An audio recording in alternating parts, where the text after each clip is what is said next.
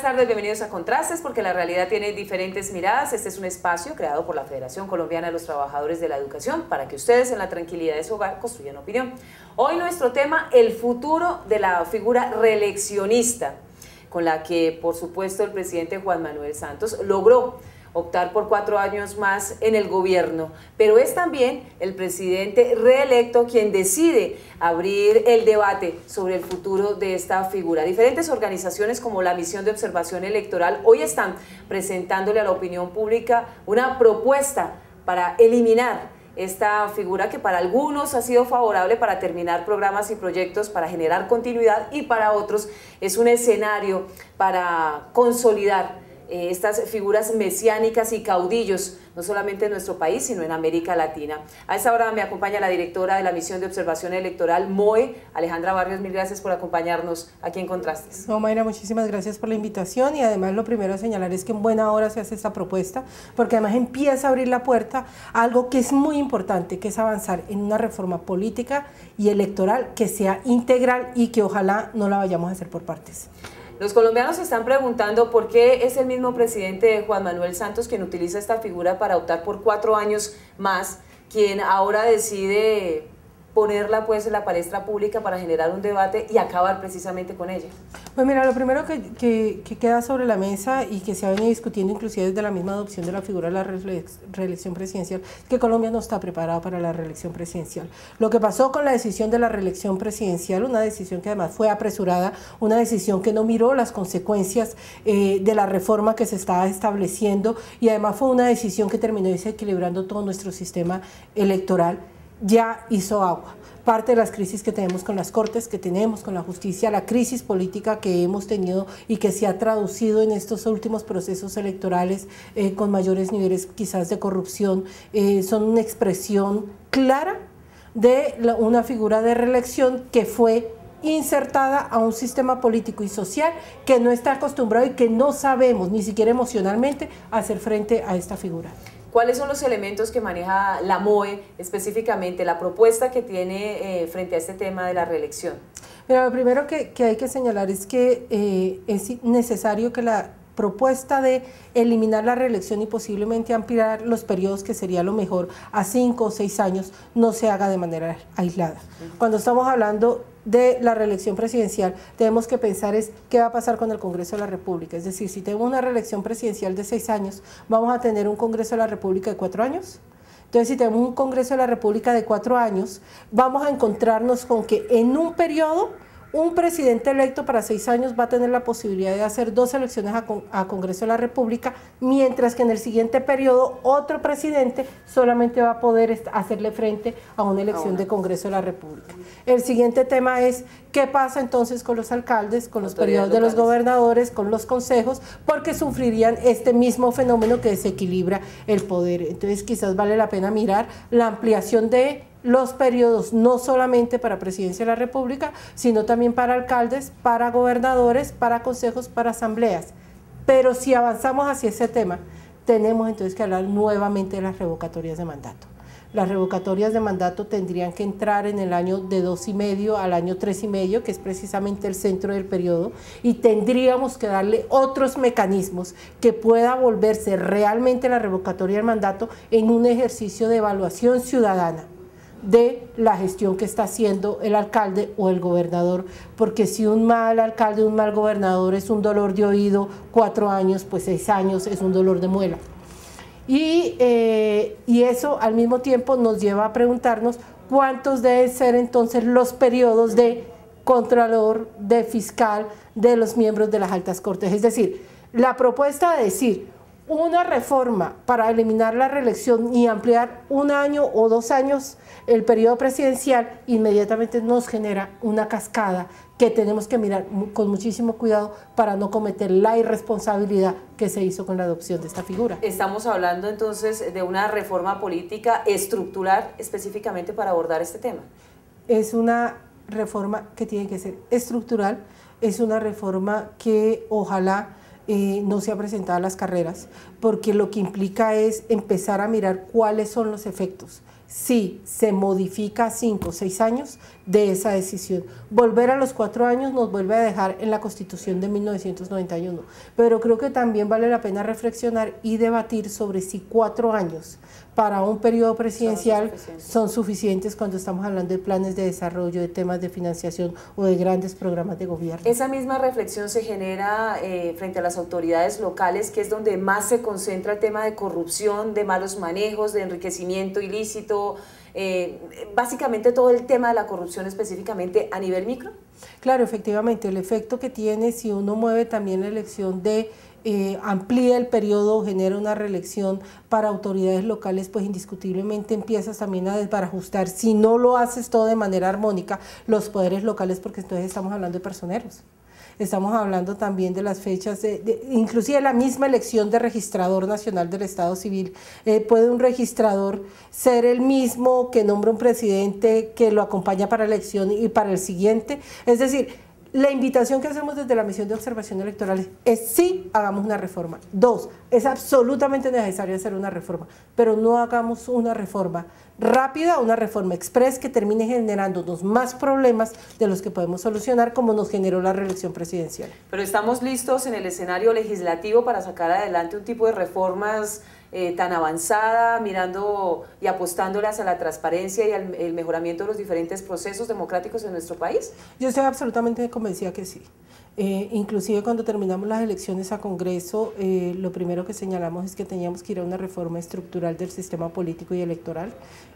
Yo creo que este país no aguanta otras elecciones a Congreso como la que tuvimos, donde el tema de intervención en política de funcionarios públicos, compra de votos, el tema de la corrupción, está ya haciendo agua en el sistema democrático que tenemos en el país. Las elecciones que vienen de autoridades locales el próximo año, si no se hacen con unos correctivos adoptados a tiempo, van a ser unas elecciones donde el tema de su credibilidad va a estar nuevamente puesto sobre la mesa. Aquí tenemos, y en temas de financiación de las campañas políticas tenemos que entrarle, y por eso yo sé, hoy estoy absolutamente segura que un importante número de senadores y de representantes a la Cámara sienten que el único mecanismo de supervivencia que tienen frente a la relación entre la ilegalidad y política, no solamente armada, la ilegalidad, corrupción, llamada también corrupción, si no se entra de manera dura ese tema, están frente a su último quizás periodo en el Congreso de la República.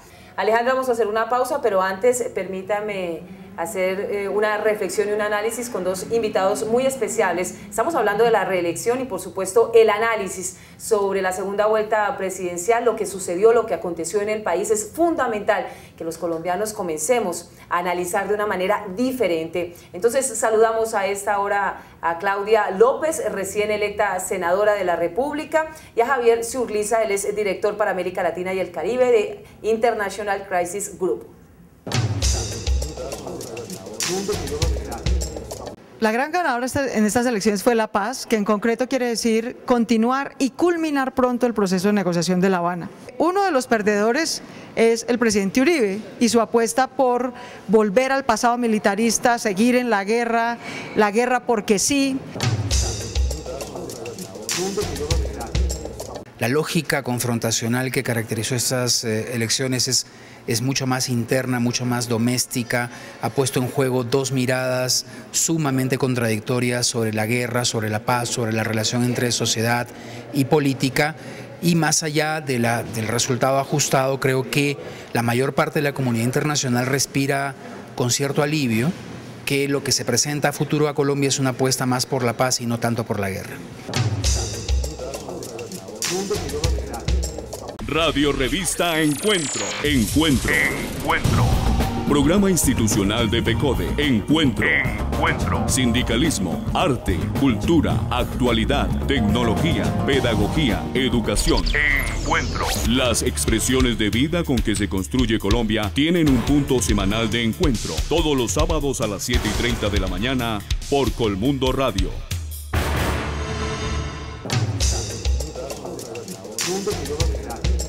Estamos de regreso en Contrastes porque la realidad tiene diferentes miradas. Hoy analizando con la directora de la Misión de Observación Electoral, Alejandra Barrios, el tema de la reelección, pero por supuesto, y como lo decíamos antes de irnos al corte a comerciales, este tema está directamente relacionado a la segunda vuelta presidencial que los colombianos vivimos y que muchos dijimos, bueno, por fin se termina este escenario que estuvo cargado de ataques, de agresiones, y que finalmente terminó en eso con la declaración del presidente Uribe cuando termina se conocen los resultados. Sí, no, definitivamente yo sí creo que es el peor proceso de elección presidencial en el que, por lo menos desde que nosotros hacemos observación electoral, en el que hemos estado. Me imagino que igual de tensionante tuvo que haber estado, si hubiera hecho este trabajo, el de Samper Pastrana, pero fue una campaña electoral que yo creo que no enorgullece ni a los colombianos ni a las organizaciones políticas en las que participaron en él. Y yo creo que esa evaluación, además lo que se sintió en la campaña, los que estábamos adentro viendo el ejercicio de cómo se estaba haciendo todo el proceso electoral, que lleva al presidente de la República indiscutiblemente a decir esto no es sostenible, una campaña de reelección presidencial, y aquí sí quiero hablar desde lo que puede parecer muy poco académico, pero emocionalmente Colombia no está preparado para ese tema. Lo que nos encontramos fue generando una polarización, falta de credibilidad en las instituciones, es decir, los mismos que se proponían gobernar con una institucionalidad empezaron a generar falta de credibilidad en esa institucionalidad, y pues unas acusaciones donde terminamos el primer tramo de la campaña de la elección a presidencia de la República prácticamente haciendo los debates en la Fiscalía. Si no es por la última semana, no hubiéramos escuchado propuestas de los candidatos, sino solamente la intervención de los abogados. ¿Cuál va a ser la gobernabilidad del presidente Juan Manuel Santos cuando hizo tantas adhesiones, tantos compromisos? A lo que se le contó al pueblo colombiano básicamente es que fueron acuerdos por la paz, para sacar adelante el proceso de paz. Sin embargo, son acuerdos con el Polo, acuerdos con el Partido Verde, la izquierda, movimientos independientes y demás. ¿Cómo queda la gobernabilidad del presidente ahí? Pues creo que definitivamente queda fortalecida. Digamos, una de las ventajas y de los efectos positivos de las segundas vueltas presidenciales es que precisamente el objetivo de las segundas vueltas presidenciales es que se pueda rodear a los candidatos que entran en el tramo final y se permita hacer acuerdos, consensos, alianzas, y eso le amplía el espectro de gobernabilidad. Entramos con un presidente electo que con mucha tranquilidad puede decir que son sus votos, que no son votos heredados, es decir, son los votos de su campaña, resultado además de unas alianzas que hace con diversas organizaciones políticas, amplía el espectro de gobierno, así sea en términos discursivos, porque se incluyen organizaciones de la izquierda democrática, y eso termina fortaleciendo en términos del discurso principal, que es la paz, la posibilidad de avanzar en leyes y reformas en el Congreso. Y en lo que tiene que ver con el ejercicio de administración pública, también la posibilidad de abrir la agenda hacia temas más sociales. Lo cierto es que en primera instancia, o en el 2010 básicamente, es elegido con votos y acompañamiento de la derecha, y ahora es elegido por una multiplicidad de sectores y de ideologías, básicamente. Claro, precisamente lo que le dificultaba la gobernabilidad al presidente Santos es el giro que dio frente a de dónde provenían sus votos y el tipo de política que estaba haciendo en temas sociales, pero también especialmente en el tema de la paz. Y eso fue lo que empezó a generar como un doble discurso frente a la ciudadanía que le generó muchísimos problemas. Yo creo que ahora entra un Santos 2, renovado, que puede tener mucha más seguridad porque sabe dónde está parado, sabe, es decir, su propuesta fue la que ganó, no otra propuesta la que gane, que él tiene que representar en cuerpo ajeno. Y esto espero que en el Congreso de la República le permita avanzar rápidamente en modificaciones legislativas de alto calado como esta de la reelección y todo lo que significa, porque ya vimos que no es un tema de un articulito, es que ese fue el problema. Este es un tema de estructura y de arquitectura institucional con mucha solvencia, con mayor tranquilidad y con posibilidad de hacer alianzas incluyentes. Tiene las armas, las herramientas y el acompañamiento en el legislativo para cumplir con todos los acuerdos y las promesas que como candidato presidente le presentó a los colombianos. Tiene un Congreso que es de mayorías de la Unidad Nacional, pero tiene además un opositor. una oposición, pero la otra oposición que es el Polo Democrático, que además ha sido el partido que tradicionalmente hace, y el Partido Verde que hace una oposición, pero va a ser una oposición diferente. Lo que han señalado es que va a ser una oposición reflexiva, es decir, en aquellos temas que pueden acompañar, que está dentro de aquello que consideran es aceptable para el país, lo van a acompañar, y esa es una oposición reflexiva, pero este país también necesita una oposición como la que va a hacer el Centro Democrático. Esa es una oposición que genera control político muy severo, y no podemos olvidar que estamos hablando de una diferencia de votos entre los dos candidatos de 900.000, es decir, hoy tenemos un país que está polarizado frente a dos formas de ver el proceso de paz, porque fue el tema central. Hay que ver qué es lo que pasa frente a educación, frente a salud, frente a reformas de otro tipo que no son menos importantes. ¿Qué tanto daño le ha venido haciendo a la consolidación y a la cultura política de las nuevas generaciones la forma como participa, como se expresa y como de alguna manera monopoliza la información en los medios de comunicación el expresidente Uribe? Claro, que yo creo que tenemos que poder avanzar hacia unos acuerdos frente a la forma, de manera particular, como se va a cubrir el Congreso de la República. Colombia cuenta con una ley de bancadas, y es muy importante que no solamente los partidos políticos entiendan qué significa una ley de bancadas, que tienen que nombrar un líder, que tienen que llegar a consensos antes de entrar a votar leyes, sino que cada uno vota lo que quiere. También lo tienen que entender los ciudadanos y lo tienen que entender los medios de comunicación. Esas vocerías de los jefes de cada una de las bancadas son vocerías que dan claridad sobre la postura de cada una de las organizaciones políticas. Por eso esa vocería no se puede concentrar solamente en una de las bancadas, porque empezarías a modificar a través de la exposición mediática un equilibrio que no existe en el Congreso. Es decir, no puedes crecer determinadas representaciones cuando esa representación no tiene ese poder real en el Congreso de la República, porque estarías creando una ficción política y confundes la opinión pública. En ese sentido, tenemos que madurar con los medios de comunicación, porque lo mismo que le pedimos a los partidos, con jefes de bancadas, con discursos únicos, es importante que lo entiendan los medios de comunicación para que de esa manera lo puedan traducir. Y yo creo que a todos nos llamó muchísimo la atención en un Estado democrático. Habla primero el candidato que tiene menos votos, señala cuál es su postura, si acepta o no los resultados electorales, si los acepta, como fue el caso del doctor Óscar Iván Zuluaga, que lo hizo con muchísima grandeza. Habla el presidente electo, que señala cuál va a ser las condiciones de relación con la oposición y sus aliados, y punto. Hablan después los analistas, los que hacen parte de la organización política, pero creo que generó un poco de confusión, pues quedé también un poco confundida entre el discurso del senador Uribe, expresidente de la República, y el candidato a la presidencia, es decir, eran dos discursos que no compaginaban, entonces creo que falta la voz oficial del Centro Democrático para saber qué fue lo que pasó ahí. Vamos nuevamente con la senadora electa Claudia López y Javier Zurriza analizando el tema de las elecciones presidenciales.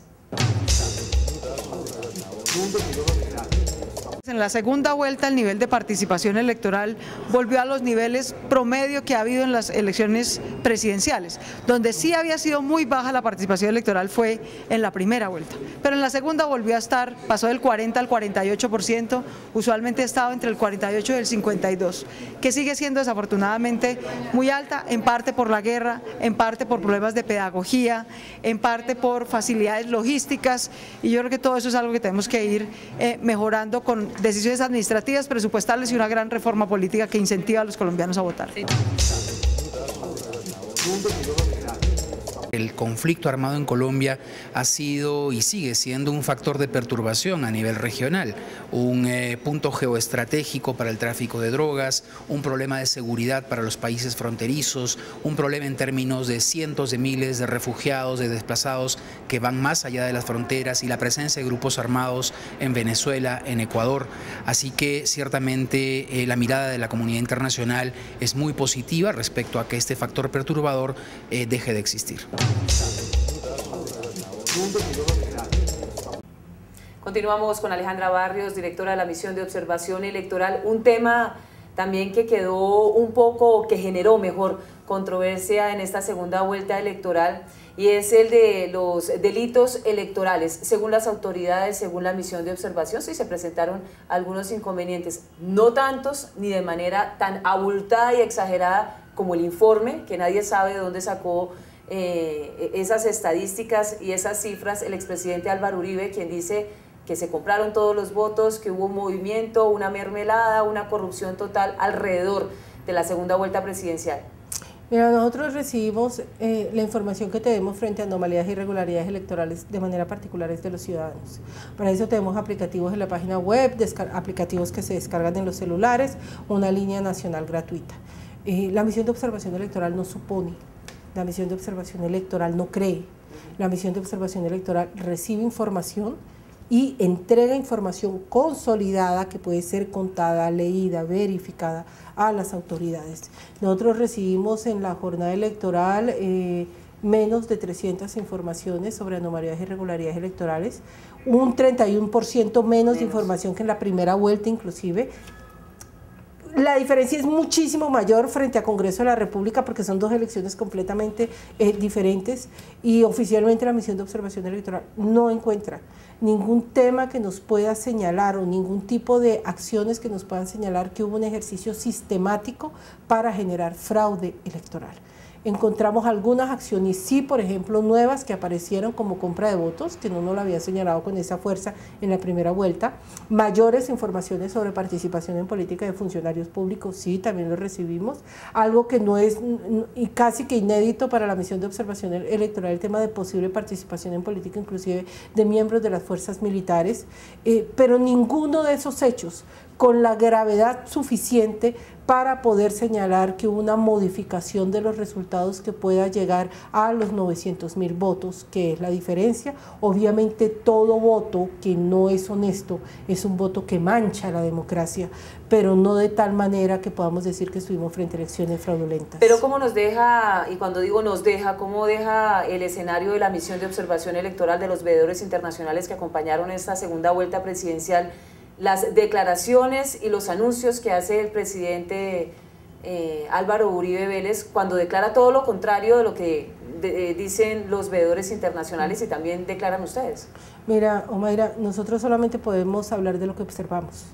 Y lo que observamos es lo que te acabo de comentar. Además, nosotros hacemos pronunciamientos oficiales frente a lo que oficialmente dicen o las organizaciones políticas o las cabezas de esas organizaciones políticas, y en ese sentido, por responsabilidad política y ética de la misión de observación electoral, para nosotros la voz oficial de las campañas a la presidencia de la República son de una parte el doctor Santos y de otra parte el doctor Oscar Iván Zuluaga, y no nos pronunciamos ni frente a lo que dicen los comentaristas ni los políticos locales, departamentales o nacionales.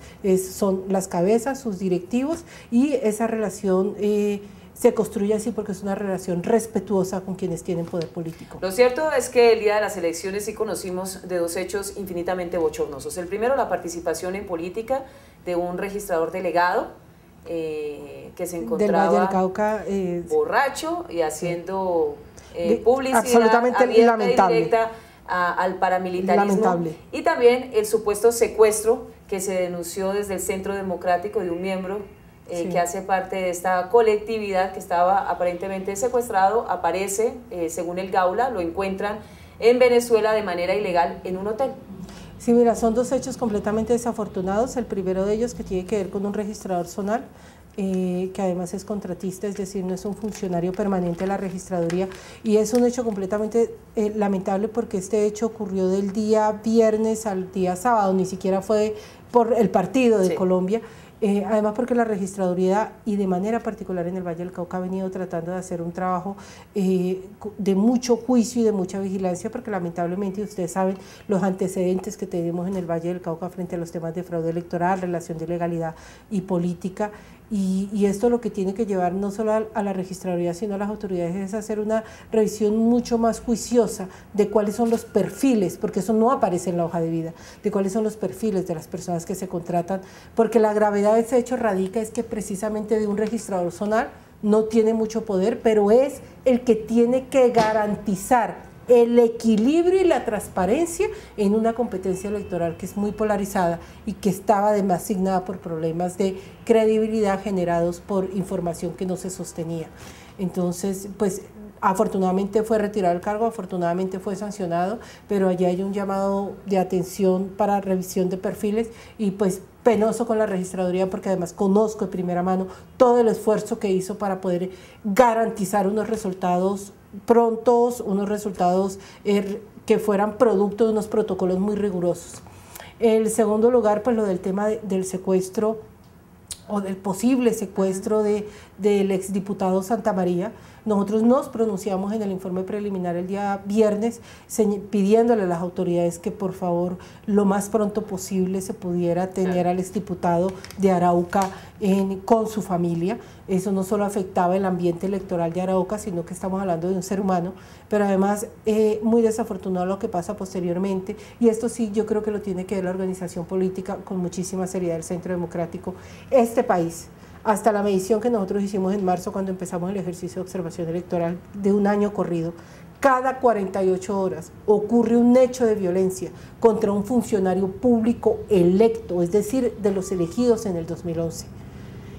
En Colombia el ejercicio de la política es un ejercicio de alto riesgo y por eso se tiene que tomar con muchísima seriedad y muchísima responsabilidad cualquier tipo de información que hable o de atentados, de secuestros, de amenazas.